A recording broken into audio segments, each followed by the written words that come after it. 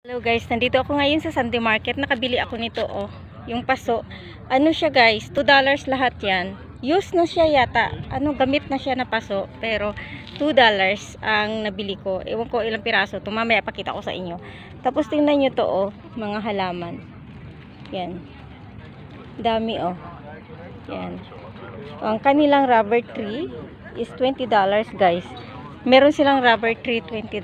Ayan. So, at least nakabili ako nitong paso. Ayan. Mamaya ulit. Ayan guys, andyan yung mga gulayan. Kaya lang wala silang tanglad ngayon.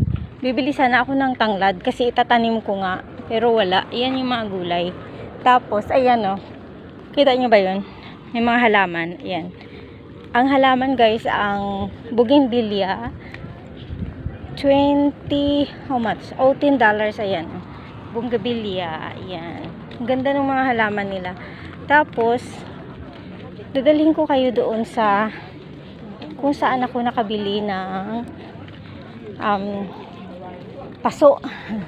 Nakabili ako ng paso, guys. Actually, malapad to eh. Kaya lang, ang init. Tinatamad na akong umikot. Sobrang init kasi. Tapos, wala akong suot na sweater na naka t-shirt lang ako guys. Sobrang init talaga, grabe. Ayan. Ayan, so dito ako nakabili ng paso guys. Ayan oh.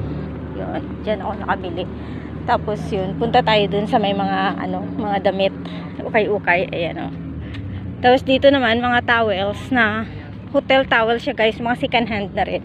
Tapos ito yung mga ukay-ukay nila. Ayan. Yan.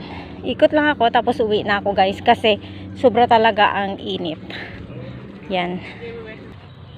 Guys, pauwi na ako guys. Ito lang talaga yung binili ko. Hindi kinaya. Grabe ang init guys. Grabe ang init talaga. Sobra. Sumakit ang ulo ko sa init. Meron naman akong sombrero pero sobrang init talaga. Grabe. Yan. Ito lang nabili ko.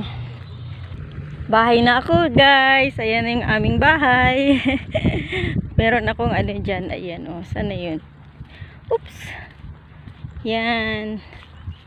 Yung ating table. Tsaka ito yung ating nabiling Kasi nga marami akong dyan. Yan. Yun lang. So ayan guys. Nakabili tayo ng 25 piraso ng paso. $2. Ayan o. Tamang-tama lang yung size niya. Ayan.